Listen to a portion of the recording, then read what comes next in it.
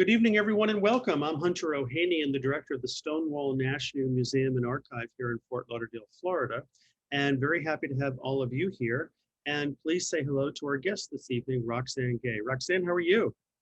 I'm great. How are you? I'm well, thank you. Thank you so much for joining us for this virtual event and for your new book, and so happy to have you here for the talk. Where are we finding you this evening? I am in Los Angeles, California. Yeah? Mhm. How's the weather there? It's freezing cold. It's truly, and I'm from the Midwest, so I know what real winter is, but it's like it was 37 degrees. It's been down even lower. It snowed in Pasadena, which is unheard of. So it's very cold. I think I saw something on TV about it snowing in Las Vegas yesterday, which of course that doesn't happen very often here. It does not. But for Uh, those of you who are unfamiliar with Stonewall, we're located here in Fort Lauderdale, Florida. We have one of the largest LGBTQ libraries in the world with over 28,000 volumes. And in our archives, we have 2,700 linear feet, which means that translates to about 6 million pages of LGBTQ, gay, lesbian history, primarily from the United States, primarily from 1950 to the present day. And so if you are here, please feel free to come by and visit us. We do exhibitions as well as our offerings to the library and our archival work that we do with what we have in the archive. And then we started this virtual series as well. We started this back in May during COVID, and I think this is episode 32 or 33. And these are all being recorded. So if you have a friend who's not able to join it, they can see it on Facebook, or they can certainly go to stonewall-museum.org to see a copy of this talk as well too. And you can also sign up and get information about everything about Stonewall as well too. Right now we have two exhibitions up. One is called Queers at Home, which comes from the archives and talks about the LGBTQ community at home. It goes back to about the 1950s to the present day. And what we look at is how domestic situations are in many cases very similar to everybody else's. And while there's a difference, there's a tremendous amount of similarity as well too. Our second exhibition that's up right now, which will be up for about another week, is called Life Letters, LGBTQ Expressions of Love. And again, that comes directly from our archives. And these are letters between incarcerated individuals and their partners outside of the prison, people dying of AIDS, somebody performing in his first jewel box review in the Apollo Theater in New York in 1968, to secret messages sent in classifieds classifieds and gay rags in the 1980s and 90s. And so it's a great show. Both of these exhibitions, you can see everything online through the website as well too. Those two shows will be coming down next week and then the week after, and we'll be installing two new shows. One is called Off Our Backs, which is a look at early lesbian publications from the 1950s to the 1990s. And then the week after that opens, we're opening an exhibition called The Saint. And that's based upon the iconic disco in New York, owned and operated by the owners of the St. Mark's Bats in the Lower East Side, 2nd Avenue and 6th Street. And we have an amazing collection of posters and other ephemera from the Bats. And so those will be the two shows that will carry us for the spring. And so if you, again, go to the website, you can find the virtual openings of those, and then you can see an entire virtual exhibition of both of those as well. And of course, we have all the COVID things in place, and so if you are in the neighborhood at 1300 East Sunrise, you can certainly stop by. We had a variety of people in today. And just FYI, it's sort of nice to see the people, even though we're all having to deal with COVID in so many ways right now, but we were just looking at some numbers internally, and back in the summer, the in-person attendance was maybe about 10% of what it had been the month before. But we just got our January numbers in, we're about 30 or 40%. And so what's interesting is I think people are beginning to feel like it's possible for them to participate under the right circumstances. in public programming and in cultural spaces. And so we have all the COVID requirements in place. People wear masks, and even to browse the books, you have to wear gloves. And so, but feel free to come out when you're here. I want to do a shout out to my colleague, Emery Grant. Emery, who's the Deputy Director of Stonewall. Emery, say hello to everybody. Hi, everybody. Thank you for being here. Thank you. Thank you. And let's start with you, Roxane. And we got two big bios we have to get through here, but I want to start with yours, of course, because yours is really amazing. So as you said, you're from the Midwest, Nebraska originally, yeah, and then you ended up at Phillips Exeter. How'd that happen? My dad's an engineer, and we moved around a lot because he builds tunnels. And so we would go to where a tunnel needed to be built and then leave when the tunnel was built. And so I told my parents I wanted to go to one high school for 4 years. And of course, now I realize, like, why would they take that seriously? I was 30 years old. But they said, okay. And my cousin had attended Exeter. So I applied to several boarding schools, and I decided to go to Exeter. Interesting. Did you enjoy the experience? No, not really. Academically, it was great, but is high school a good experience for anyone? Yeah, right. No, it's such a torturous experience. When you mentioned that your dad worked in tunnels and you went to Exeter, I was going to ask, did he work on the Big Dig in Boston? Was that part of what drew you to New England? At the time, he had not started working on the Big Dig. We were living in Virginia, and so he was building, I think, the Yellow Line in Washington, D.C. And oddly enough, his next job did happen to be the Big Dig. And so he built the Deer Island outfall portion. Of course. I mean, I grew up in New England and spent many years in Boston, and so I remember the planning for all of that and everything that was going on. It had such pivotal moments in New England history in a variety of ways. In part, it had something to do with George H.W. Bush winning the presidential election against Michael Dukakis, and there were so many other things that happened. But then in college, you still spent time in New England. You went to Yale, and then it looks like you went to Norwich and University of Nebraska, and then you got your PhD at Michigan Tech. I did. Yeah. What's your PhD in? My PhD is in rhetoric and technical communication. Yeah. Yeah, I saw the title of your thesis, which was kind of a brave topic for you to be dealing with, which is how do we speak to engineers? But now that I know you're a daughter of an engineer, it's an interesting phenomenon. Yes, it was. I've always been interested in engineers and writing, and Michigan Tech is a predominantly engineering institution. So there was a lot worth thinking about there.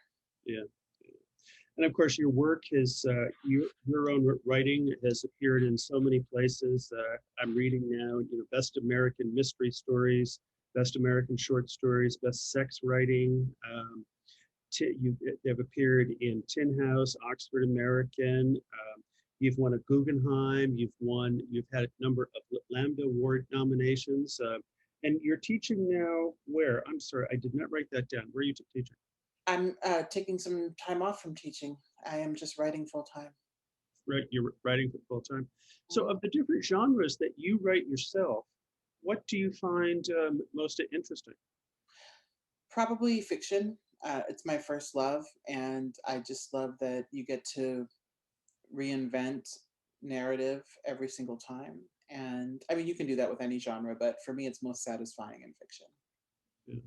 And of course, the big question: how much of your personal life works its way into the fiction that you write? Not as much as people think. I would say maybe 15%. I'm a fiction writer because I enjoy making things up. So. Yeah. Do you find yourself with a lot of fiction writers? I'm just going to turn my fan off over here.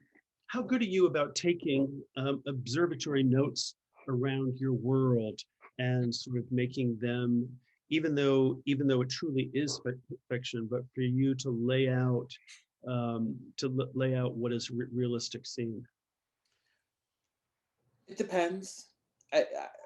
For physical note taking, it's rare that I do physical note taking. Most of the time, I am just making mental notes, or I am using the note app in my phone Mm, to just jot down, like, remember this thing. mm. And so it just depends. But I do retain a surprising amount of the observations that I make about my everyday world. Yeah, and of course the observations are a major part of it. Just to Yes. see everybody as well, I forgot to say early on, welcome to our friends on Facebook. We're happy to have you here as well. And this will go on until 7:30, and you can have people watch it as well too afterwards because it will be recorded. And then we'll be keeping the questions for the last 15 minutes. So feel free to throw the questions up into the Q&A or the chat if you have those as well too, and we will get to those questions. Um, so by doing a little bit of math, I saw that you were probably 17 or 18 when Audre Lorde passed away. Yes. Do you have what kind of memory of the younger self do you have of that moment? Any at all? None, because I didn't really become familiar with her work until graduate school. And so it's only retrospectively that I felt the profundity of her loss. And, at that point it was intense because she was such a towering figure Mhm. in in letters, in feminism, in Black feminism, and in being an outspoken Black lesbian, which there were so few. And so when I became familiar with her work in my early 20s, I really was, it was sad that she was no longer with us because she died young, Yeah. and she died in one of those ways that it's so hard to control because we know so very little, especially back then, about cancer. And I know that she probably had a great many um, epic things to still say with whatever years would have remained had she not died from cancer. Yeah, as I look at the math here, she was born in 34 and she passed away in 92. Mhm. And so that would have made her what, 58, which by today's standards is pretty young. It Uh, is. It and is.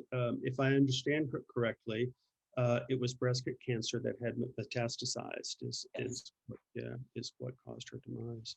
It also seems, of course, as sad as that is to take, it does seem in the last part of her years, she was in a fulfilling relationship, which Mhm. seemed to have meant a lot to her. Which I think I think is obviously very good that one can get to that point in life and have something that can be so meaningful. I think she was somewhere in the Caribbean. Is that right? I don't know. Actually have not read her biography. I'm just very familiar with her work. Yeah, got it. That makes total sense as well too. So she has 11 volumes of poetry, 12 volumes of prose, and of course has many honorary degrees. The other thing that's interesting to me too is that she spent a fair amount of her life as a librarian in the New York City uh, li library system, and she did that for quite a few years. Um, she was married. She's clearly had what was clear about her role at the time, and also I think thinking forward, where she described herself as a Black lesbian mother, warrior, and poet. And of course, that line has been quoted a lot, but it's such a powerful way of expressing one's point of view, or the different dimensions of one's point of view. Mm-hmm. And of course she then went on to get her MLS in library science, and that led to her working in libraries. And then she just continued to be a writer and an activist, and a thinker and a curator in all of these years, and or for all of her years. Um, is there any way for you to imagine how Audre Lorde would be responding to the situation that we find ourselves around race and gender and homophobia in 2021? Can you repeat the first part of that question? Is there any way that you can imagine how Audre would have found herself in this particular place that we're in today? I think she would have found herself as trenchantly opposed to the state of white supremacy and heterosexual supremacy um, that we're still dealing with.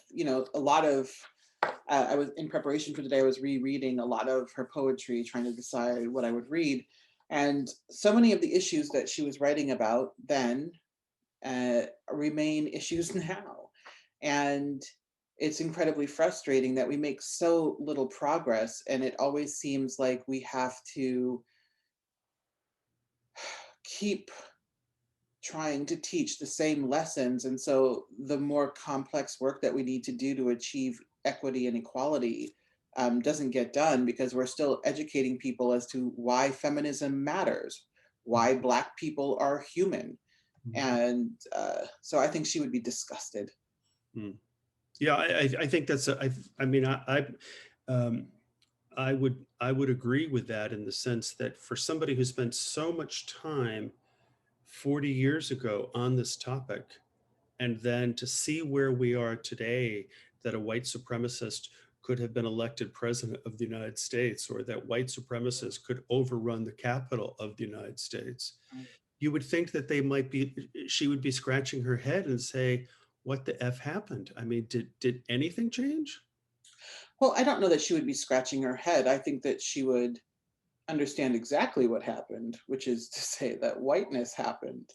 Um, yeah, she wouldn't be surprised at all. I think she would just be disgusted and frustrated that nobody has learned any of the very valuable lessons that we should have learned. And well, I wouldn't say we, many of us have learned those lessons, but not enough people have learned the necessary lessons. And so, yeah, I think she would be just disgusted. Yeah. So one of the things in reading her work that I've thought about is that she has illuminated the problem, but I haven't really thought about this until just now. Do you think that um, did she foretell a solution to the problem of sexism or of white supremacy? Did you see any of that in her work? A solution? No, I don't think that she saw that as her work, and it's not up to the marginalized to solve their way out of their own oppression. Sure. But I did think she understood that the responsibility for addressing oppression never relies on the marginalized or the oppressed. And you could see that in things like her response to Mary Daly and in her letter to Mary Daly, and in a lot of the commentary that she wrote about being the only Black woman at feminist gatherings, at lesbian gatherings, and things like that. Yeah, and it was certainly a period of time in which um, one's gayness or blackness, could just be. I mean, women could be together and they wouldn't accept lesbians, or women could be together but they wouldn't accept, you know, black lesbians. I mean, it was just this hierarchy that just continued to perpetuate itself through the system, and people had to be very strong and to fight out against those things that were going on. Yes. Yeah. And of course, she had such a wonderful way of speaking about it, and also I think what I was sort of taken with too when I was reading some of her stuff recently, was the idea that she seemed quick to call out um, those in the white male world, and particularly the white male world in publishing and academia, in the educational world, to say that these individuals, I'm sure she wasn't trying to be personal, but she was talking about those individuals that she didn't feel that they were in a position to judge her in the experience that she had been through and the work that she was trying to make. Yes, she was very invested in holding power to account. Mm, And most often that meant calling out white men and white heterosexual men in particular. But she also held white women to account, and frankly, anyone who um, contributed to the kinds of power dynamics that oppressed Black people and people of color, women, and lesbians. mm. Yeah, no, amazing. Of course, she was married for a few years. Her husband's name was Edward Rollins. He was an openly gay man, but from what I've read, it sounds like they decided to get married, not for conventional reasons, but basically they had two children, and so she was also a fierce mother as well too. She certainly did enjoy her motherhood, right? Yeah, and motherhood figures in quite a lot of her poetry, and she seemed to be very consumed with it in the best possible way. She seemed to really take pride and to revel in motherhood, and I thought that was really interesting to see. I mean, you really more often than not see parents reveling in that work experience, and mothers in particular, but she was fond of her children and fond of her motherhood and the ways in which it shaped who she became. Mm, I remember seeing a quote couple of months ago from her about the idea of her saying that she was opposed to war, but that her son had joined the service, and she had to make the decision Mhm. about which fights that she was going to pick. And Yes. of course, that to me just spoke of a mother's love in the sense that even though this may have been something totally against what she believed in, she had to respect her grown child's own wishes and what he wanted, and she had to pick the fights that she was going to fight. Mhm. Yeah. Well, you selected a few things to read tonight. Tell us a little bit what you wanted to read. I just have a few poems that I thought were, I mean, there are so many poems. I think they're all amazing, and that's why I included them in the selected works of Audre Lorde. But just a few poems that I thought would be good to read. Great. And just remind everybody, so this is the new book. This came out what, like 6 months ago, Yes, or it came out in, I think, September. yes, W. Norton, and it's just been reviewed everywhere. Everyone has thoroughly enjoyed this. The responses, the reviews have just been amazing. And so this is one of those that if you don't have any Audre Lorde in your own library, this would be the one to actually start with. Um, and it is the most recent one. There is a biography of her, which I think was done about 2007 or so. But what is so wonderful about a volume like this is so biographical because it's an artist speaking about themselves and their world themselves through their poetry and their prose. And Roxane has done an amazing job putting this together. Before you read that first piece, what brought you to the point of doing this anthology? Oh, the Audre Lorde's estate approached me and asked me if I would like to do the project because they wanted to release a selected works of Mm, Audre Lorde. And I was very honored that they A, knew who I was, yeah. and B, wanted me to curate a project like this. It was a great honor, and I spent a year reading Audre Lorde's work and refamiliarizing myself with it, and then made some selections, and we put it all together. Yeah.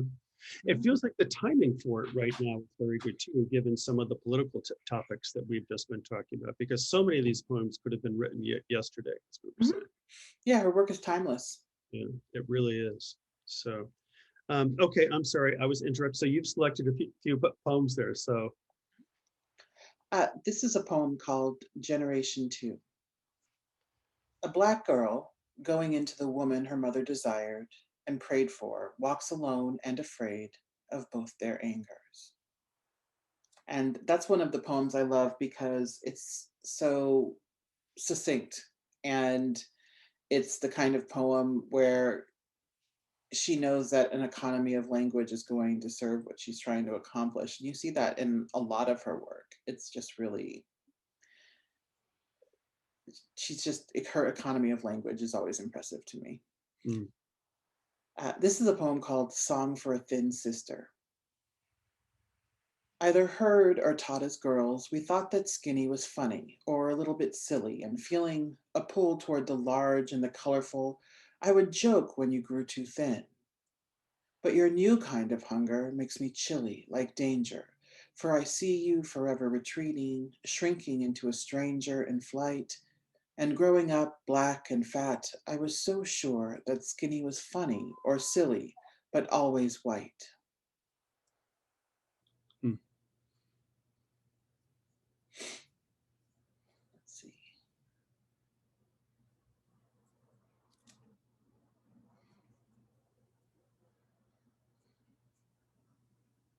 This is a poem called Power, and it's one of those poems that could have been written today. And it's really disheartening that 40, 50 years after it was written, it's just as applicable. Power. The difference between poetry and rhetoric is being ready to kill yourself instead of your children. I am trapped on a desert of raw gunshot wounds and a dead child dragging his shattered black face off the edge of my sleep. Blood from his punctured cheeks and shoulders is the only liquid for miles, and my stomach churns at the imagined taste while my mouth splits into dry lips without loyalty or reason, thirsting for the wetness of his blood as it sinks into the whiteness of the desert where I am lost without imagery or magic, trying to make power out of hatred and destruction, trying to heal my dying son with kisses only the sun will bleach his bones quicker. A policeman who shot down a 10-year-old in Queens stood over the boy with his cop shoes and childish blood, and a voice said, "Die, you little motherfucker," and there are tapes to prove it. At his trial, this policeman said in his own defense, "I didn't notice the size or nothing else, only the color," and there are tapes to prove that too. Today, that 37-year-old white man with 13 years of police forcing was set free by 11 white men who said they were satisfied justice had been done, and one black woman who said, "They convinced me," meaning they had dragged her 4-foot 10-inch black woman's frame over hot coals of 4 centuries of white male approval until she let go, the first real power she ever had, and lined her own womb with cement to make a graveyard for our children. I have not been able to touch the destruction within me, but unless I learn to use the difference between poetry and rhetoric, my power too will run corrupt as poisonous mold, or lie limp and useless as an unconnected wire. And one day, I will take my teenaged plug and connect it to the nearest socket, raping an 85-year-old white woman who is somebody's mother. And as I beat her senseless and set a torch to her bed, a Greek chorus will be singing in 3/4 time. Poor thing, she never hurt a soul. What beasts they are. So amazing. Just, I mean, Yes. so much wrapped up into that. And of course, as you set that one up, I mean, the idea that the plight that she was describing there could have just happened last week, or did happen last week, and we Yeah. just heard about it. It's happening every day in this country. There's a question which has been posed here about the idea of whether or not you saw. Do you think that she saw the concept of consciousness raising as a possible method for progress? What do you think about that? I think that, yes, she did. And I think she also recognized that consciousness raising alone was not going to get the job done. But I do think she saw it as one of the tools toward overcoming oppression and toward liberation. Mm. Yes, of course. I mean, I think all of us kind of approach life and problems in the sense if we can just let somebody understand, and if we can tell them what's going on, they're going to understand things better and see it like we are, or see it like we see it. But Hmm. unfortunately, it's some of these things are so deep seated that it's difficult for them to gain the understanding. Yes, for sure. Yeah. We have another question here from S. Newton, of course, a wonderful writer, who said, I knew Audre Lorde, not that we were friends, but we moved in some of the same circles. She was such an imposing figure, physically and intellectually, and enough older than Esther was to intimidate Esther even more. Later, she used Zami in her teaching, and her students adored the book. It was such fun to teach. It also was she was one of her inspirations for her own memoir. So that's a wonderful tribute from Esther Newton here. Um, have you heard from many students or faculty members since the book came out about how much they're using her work, and then now in this case, your anthology? Yes, a lot of people have been gravitating toward this book, and this. Oh, sorry, someone's printing something. I'm pretty sure that's my wife Oh, upstairs that's good. who Say hello. forgot Say, that say I'm hello doing to her for us. this. The excitement of working from home. I know. So yes, I've definitely heard from people who are using Audre Lorde pedagogically and are renewed in their excitement to use her work because this reader exists. There are certainly lots and lots of Audre Lorde books out there, her own and other compilations, but I think a lot of people are appreciating this latest one because it is a refresh and I think not a new perspective, but a more contemporary perspective than some of the other selected works out there. Is this the first time you've done a significant anthology on a significant poet? Yes, it is. It What was is. the process like? I know you said you read the poems for a year, but how daunting was that? What was that process? I definitely read the poems for a year and also the nonfiction. And I was particularly interested in the nonfiction because so much of it remained so timely and timeless. And that's such a sweet spot when you're a nonfiction writer. And it can be incredibly elusive to find that sweet spot. And so I just really allowed myself the time to read and then genuinely think about what I was reading. Mhm. And then I just looked at the range of pieces and I started to think, if I wanted to introduce someone to Audre Lorde right now who was not familiar with her work or who was not deeply familiar, what kinds of pieces would I include? And so what I really wanted to do was, of course, make sure to include the greatest hits. Right. And then I wanted to show that she has the range, that she writes erotic poetry and she writes sort of political poetry. She writes about being sick and cancer as a disability.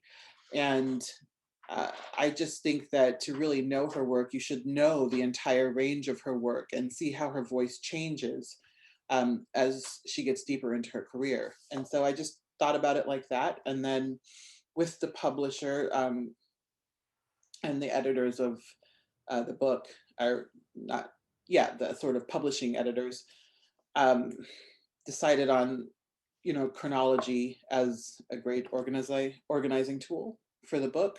And uh, it came together. And then, of course, I wrote my introduction. And again, I was just thinking, how do you introduce a writer like Audre Lorde to a 21st century audience? Well, this is one of the parts of the book that I tagged. And if you don't mind, can I read a couple of sentences from the introduction? Yes, certainly. There is this thing that happens all too often when a Black woman is being introduced in a professional setting. Her accomplishments tend to be dismissed. The introducer might laugh awkwardly, rushing through whatever impoverished remarks they have prepared. Rarely do they do the necessary research to offer any sense of whom they are introducing. The Black woman is spoken of in terms of antidote rather than accomplishment. She is referred to as sassy on Twitter, maybe, or as a lover of bacon. Random tidbits bearing no relationship to the reasons why she is in that professional setting. Whenever this happens to me, or I witness it happening to another Black woman, I turn to Audre Lorde. I wonder how Lorde would respond to such a microaggression, because in her present writing, she demonstrated time and again a remarkable and necessary ability to stand up for herself, her intellectual prowess, and that of all Black women with power and grace. I found that to be such an amazing passage for two reasons. One, it was in sort of the academic and literary and cultural fields, it was such an honest portrayal of what actually happens out there. For those of us who have been to readings after readings and have been the person there, we have all seen what you wrote here, and we have all witnessed what you wrote here. And of course, it's more painful for others than it is. It's more painful when it's about you, when you're dismissed because of your gender or your race or your sexual orientation or your class. And so you really put your finger on something that I think many of us have felt and seen over all this time. But then also you in those first two sentences, you also then put your finger on what we've been talking about, which is how would she respond to all of that stuff, and what would her response have been? Mhm. Yes, because I'm always interested in just thinking, what would she do here? And, with people like Audre Lorde, people tend to project quite a lot onto her and to make a lot of assumptions about what she would or would not do or what she would think. And I tried not to presume such things because, I just, far be it from me to assume that I would know what was best or what Audre Lorde would do. But I do think that we can make suppositions that are not um, overly confident, that sort of say, perhaps she might do this, and here's why I think that, and sort of show that math. Yeah, I mean, I think to have a critical view toward it makes a lot of sense, in the sense that it's the criticism. I don't mean that in a critical way, but I mean criticism in the sense that it's just an analytical view. It really should. None of us will. We hear from Esther, of course, that she knew her, but we did not know her. All Mhm. we can do is divine what it is that we can from her readings and try to Yes. become used to it. Well, let's go to another poem, simply because we're in Florida here. And so I was asking you earlier. You do come to Florida. You said your family was on the west coast of Florida here for a while, and so I hope when you get to the east coast of Florida, you come visit us here in Fort Lauderdale. Yeah, absolutely. I'm in Florida regularly because my family's there. Great. So you have so there's a poem here by Audre Lorde called Florida. It's on page 329 of Yes. her book. Florida. Black people fishing the causeway, full skirted, bare brown to the belly band, a tilt on the railing near a concrete road where a crawler transporter will move the space shuttle from hangar to gantry. Renting a biplane to stalk the full moon in Aquarius as she rose under Venus between propellers, country western surf feasting on frozen black beans cubano from Grand Union in the mangrove swamp, elbows of cypress, scrub oak. Moon, moon, moon on the syncopated road, grimy with bullfrogs, walking beaches, fragrant and raunchy, fire damp sand between my toes. Huge, arrogant cockroaches with white people's manners and their palmetto bug cousins, aggressive, ridged slowness, the obstinacy of living fossils. Sweet, ugly fruit, avocados, tomatoes, and melon in the mango slot, hibiscus spread like a rainbow of lovers, arched stamens waving, but even the jacaranda only lasts a day. Crescent moon walking my sheets at midnight, lonely in the palmetto thicket, counting persistent carnivoral lizards launch themselves through my air conditioner, chasing equally determined fleas. In Gainesville the last time, there was only one sister present who said, I'm going to remember your name, and the next time you come, there'll be quite a few more of us here. And there certainly was a warm pool of dark women's faces in the sea of listening. The first thing I did when I got home after kissing my honey was to wash my hair with small flowers and begin a 5-day fast. So wonderful, and of course, the scene that she set is just, it feels so Florida, and it It feels, does. doesn't it? And And does. She it's captures, the humidity and the sort of languidness of Florida very well. yeah. And it makes you want to know the time of year, and of course it feels like Florida summer to me is what I see here. But again, that's what I'm reading. I don't know enough about the poem itself. But also, and as beautiful as she's describing the environment, she can't get away from the environment that she lived in as an individual. And so there's as fluid and as wonderful and as descriptive as this is, and her use of language is so wonderful. It still speaks to a situation that she lived in and many people live in today. Let's go to another one, and this one is um, a little more controversial than that one. And controversial is, I don't know the right word, but it's a few pages further. On page 333, there are no honest poems about dead women. Oh, and you want me to read it? Yeah. Okay. There are no honest poems about dead women. What do we want from each other after we have told our stories? Do we want to be healed? Do we want mossy quiet stealing over our scars? Do we want the powerful, unfrightening sister who will make the pain go away? Mother's voice in the hallway, you've done it right the first time, darling. You will never need to do it again. Thunder grumbles on the horizon. I buy time with another story. A pale blister of air, cadences of dead flesh obscure the vowels. Just beautiful, amazingly beautiful. Absolutely. Yeah.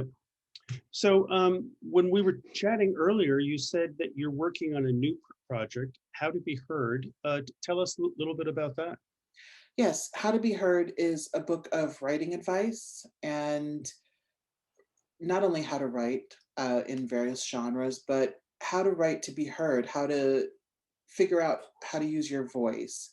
And a lot of it focuses on some of the practicalities of writing, because there are plenty of books about writing out there that are a little woo-woo. And I don't mean that in a dismissive way. It's just, like that talk about the magic of creativity and the things like that. So that's not my ministry.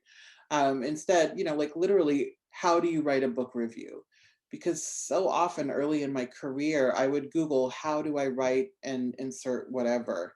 And there were so few resources available. And it was so frustrating because I just thought, surely there's like a guide to this. And I didn't need something that was going to be unilateral, but I definitely needed guidance. And so I hope that it's a book on guidance. And then, of course, also thinking about how do you write to create social change. Mm. When is that book out? That book is out on November 16th, Oh, 2021. oh, very soon. Yes, So you must be in the throes of finishing things up now. I am. I'm turning in the manuscript on March 1st. So yes, definitely in the Why are throes. you spending time with us? You should be relaxing. Get your Procrastination is a writer's best friend. What's your writing schedule like? I don't have a set schedule. I just write every day, and I try to write as often as I can, which is not very often, Yeah. and not forever as long as I need to write. So I just try to make time between events and meetings and uh, reading, and it's a lot. And I also have a family, so I'm just trying to figure it all out. Yeah. I remember, I forget who it was. There was a writer I worked. Oh, of course, it was Robert Parker, the one who did all those amazing mystery novels back in the 80s and 90s. Was very prolific, and I had to interview him for another series, and he was very clear about it. He said, "Oh, I get up in the morning, and Joan is making her own breakfast and doing this and that and the other thing, and I write 14 pages a day. I put the paper in the typewriter and I just type, and I said, come on, you got to have some kind of notes or some kind of structure that you're building these mysteries around." He professed to have none of it. And then by noon he would start drinking, and then the rest of the day was gone, and he would do exactly what he wanted to do. So writers, of course, have many different styles in which they follow suit on that. So in your community in Los Angeles, are you surrounded by a lot of other writers? There is a great writing community in Los Angeles. I wouldn't say that I'm surrounded because Los Angeles is really sprawling. And so there is a big writing community here, but save for the East Side, there isn't a concentration of writers, Mhm. at least thinking about literary writers. There are certainly film and television writers absolutely everywhere. I live in a neighborhood of a lot of film and TV writers. So it can be kind of fun to like walk around and see a showrunner that I know and just be like, oh my god, how, tell me what's going to happen next. But I find the Los Angeles writing community to be very supportive. Before COVID, um, I love going to events and seeing other writers and just hearing what other writers are doing. And there are so many talented writers here and a very great independent bookstore community here. So it's really great. I have to say, I highly recommend it here. Yeah, that's great. Have you toyed with or been attracted to the lore of Hollywood or television writing? Has that been something that has been dangled in front of you? I can see you writing something for Hulu or for Netflix or something. Yeah, I've done a lot of work in film and television, and just the problem or the challenge with development is that it takes a lot for it to actually make it to the screen. Sure. But I adapted Untamed State into Mm. a film, and we sold it. But then the studio got bought out by Disney, and they decided that it was too dark, so we're taking it out again. I'm adapting my comic book, The Banks. Yeah. Um, I'm adapting Margot Jefferson's Negroland as a limited series. Yeah. And I am also doing something with Bad Feminist. It's a half-hour show called Grown Women. Grown women. So bad feminists will turn into grown women. Yes. Great, great. And just in case everyone, just so everyone is aware, just talk a little bit, if you would, about Bad Feminist, because it's a wonderful piece. Bad Feminist is an essay collection I published in 2014. And it's a collection of essays that some are personal, some are cultural criticism, some are really engaging with politics, thinking about inequality, thinking about racism, thinking about sexism, homophobia, and the ways in which it manifests in our popular culture. And the title essay is an essay, Bad Feminist, where I was writing about my relationship to feminism and how it has evolved, and how I was in a place where I was finally ready to claim feminism, but I often felt hesitant to do so, not because I was ashamed of being a feminist, but because I felt like I was a bad feminist for some of the ideological inconsistencies uh, that I carry. Of course, that's what ideology does to all of us, in the sense it Yes, pushes us it down is. a path, and then we have to figure out how we're going to. It's interesting. But personally, I think I was probably 55 before I was happy to call myself a feminist. But having grown up as a white gay male, and with all of the misogyny that went along with that stuff, you never would have said those kind of things. But there is an evolutionary process that has to happen. So Yes. it's interesting. Well, this has been a delightful conversation, and I really do enjoy all of your insight. And it's been great to read your work recently, as well as Audre Lorde's work. For those of you again who don't have it, it is the selected works of Audre Lorde, and as mentioned just a few moments ago, your independent bookstore is a great place to get it, as opposed to one of the other giant online places. And so try to find your independent bookstore to find this. We certainly have a copy of it in the library at Stonewall. And Roxane, it's been great to see you here. Good luck with this next project. Maybe if you're game, we will ask you back and talk about how to be heard when that comes out this fall, or maybe next winter, because it's been great to chat with you. Oh, thank you. It's been great to chat with you, especially about Audre Lorde. I'm very proud of this book, and I'm very much enamored with her work. And always interested in, engaging with her work. And so I'm glad that I was able to share it with your audience. Thank you. Thank you very much. And so shout out to Emery Grant. Emery, are you still there? Nice to see you. Thank you. And this is great. Thank you, everybody. We've got some nice quotes here about nice exchange. Thank you, Sandy, and good online program. And so people love you, Roxane. So thank you. So everybody, next week we will have another presenter. I think next week might be Jackson Davido. And so please feel free to join us. Go to our website at stonewall-museum.org and you can sign up. And great, everybody stay safe, get your vaccines if you can. I'm still looking for mine. And we'll see you all very soon. Thank you. Good night.